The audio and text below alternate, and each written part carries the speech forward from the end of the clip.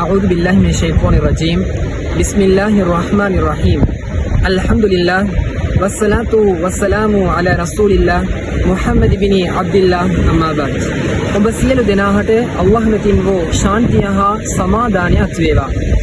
අස්සලාමු අලයිකුම් වරහ්මතුල්ලාහි වබරකාතුහු. මෙලොව මම පරිපාලනය කර පරිපෝෂණය කර සංරක්ෂණය කරන්නා වූ ඒකීය දෙවිඳුන් අල්ලාහ් රබ්බුල් ඉස්සත් හට සියලු ප්‍රශංසාව මෙහි වේවා. මෙලොවෙහි අවසාන වශයෙන් මෙලොවට පාතැබූ උතුම් දේවදූත අවසාන දේවදූත සාමියේ කුමරු සහජීවනයේ පිළිරු උතුම් දේවදූත මුහම්මද් සල්ලල්ලාහු අලයිහි වසල්ලම් තුමාණන්හට ශාන්තිය හා සමාදානය අත් වේවා.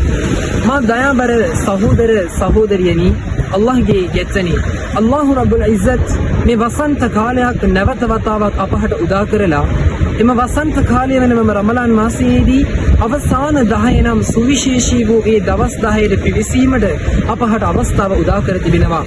මා දයාබර ඉස්ලාමීය සහෝදරවරුනි, අල්ලාහ්ගේ ගෙත්තනි අල්ලාහ් රබ්බුල් ඉස්සත් මේ දවස් 10 සුවිශේෂී කර තිබෙන්නේ එම දවස් 10 ඇතුළත ඔත්තේ නම් සංඛ්‍යාවක ලෛලතුල් කදර් නම් වූ රාත්‍රියක් සැඟවී පවතිනවා.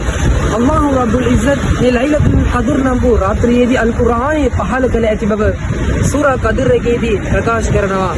ඉන්නා අන්සල්නාහු ෆී ලෛලතුල් කදර්. ලෛලතුල් කදර් නම් වූ රාත්‍රියකදී එම අල් කුර්ආනය අපි පහළ කර ඇත්තෙමු. ලෛලතුල් කදර් ඛෛරුම් මින් අල්ෆි ෂහර්. තුන්වැනි ආයතයේදී අල්ලාහ් රබ්බුල් ඉස්සත් ප්‍රකාශ කරනවා මේ ලෛලතුල් කදර් නම් වූ රාත්‍රිය මාස 10කටත් වඩා ශ්‍රේෂ්ඨ උතුම් වූ රාත්‍රියක් පිළිබඳව අල්ලාහ් රබ්බුල් ඉස්සත් ප්‍රකාශ කරනවා. මා දයාබර සහෝදරවරුනි, මේ මාස 10කටත් වඩා සුවිශේෂී වූ මේ රාත්‍රිය ඉමාම් වරුන්ගේ මතයට අනුව විද්වතුන්ගේ මතයට අනුව මේ රාත්‍රියේදී යම් පුද්ගලයෙකු යහපත් නැමදුමක් ඉටු කරා නම් අල්ලාහ් රබ්බුල් ඉස්සත් ඒකට කුලිය ලබා දෙන්නේ මාස 1000ක් ඒ යහපත් ක්‍රියාදාමයේ ඉටු කරපු පින ලබා දෙනවා. ඒ විතරක් නෙමෙයි, මෙම රාත්‍රියේදී අධිකව අපි නැමදුම් පිදුම් වල නියැලිය යුතුයි. මා දයාබර සහෝදරවරුනි, මෙම රාත්‍රිය උතුම් කර තිබෙන්නේ මෙම රාත්‍රියේදී තමයි අපහට මේ හිදායත් නම් යහපත් මාර්ගය අල් කුර්ආනය හම්බ වුණේ. මෙම අල් කුර්ආනයට සුවිශේෂී වූ මාසයක් වෙන මෙම රමලාන් මාසය අල් කුර්ආනයට ආවීනික වූ මාසයක්. එම නිසා මෙම අල් කුර්ආනය අපි අධිකරක සමුදීරණය කරමු. ඒ විතරක් නෙමෙයි, අල් කුර්ආනයට කළ යුතු වගකීම් කීපයක් අපහට සතු වෙනවා. ඒ තමයි අල් කුර්ආනය වටහා ගැනීම. ඒ අනුව අපි ජීවත් වීම. අල් කුර්ආනය වටහා ගැනීමට නම් අනිවාර්යයෙන්ම ඒ අරාබි භාෂාවන් වල තේරුම අපි දැනගත යුතුයි.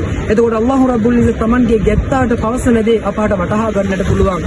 එම නිසා මේ අල් කුර්ආනය හරි ආකාරයකින් අපි වටහාගෙන ඒ අනුව අපගේ ජීවිතය සකස් කරගනිමු. ඒ විතරක් නෙමෙයි, අපි ලබාගත්තු ඒ දැනුම අනිත් අයටත් අපි ප්‍රයෝජන ආකාරයකින් කියා දිය යුතුයි. ඔබලා අතරින් ශ්‍රේෂ්ඨම පුද්ගලයා කවුද කියලා දන්නවද? Taman දැනුම ලබාගෙන අනුන්ටත් එය ප්‍රයෝජනවත් ආකාරයකින් උගන්වන්නා තමයි ඔබ අතර ශ්‍රේෂ්ඨතම පුද්ගලයා කියලා රසූලුල්ලාහි සල්ලල්ලාහු අලයිහි වසල්ලම් තුමාණන් කිව්වා. ඒ නිසා අධිකව අපි අල් කුර්ආනය වටහාගෙන අල්ලාහ් රබ්බුල් ඉස්සත් අපිට ප්‍රකාශ කරන ඒ දෙය අපි නිසි ආකාරයකින් ලබාගෙන අල්ලාහ්ගේ ගෙත්තන්හට එය පැහැදිලි කරමු. ඒ කියමින් මගේ කතාව මම අවසන් කරනවා. وآخر دعوانا أن الحمد لله رب العالمين. هذا ما عندي علمها عند الله والسلام.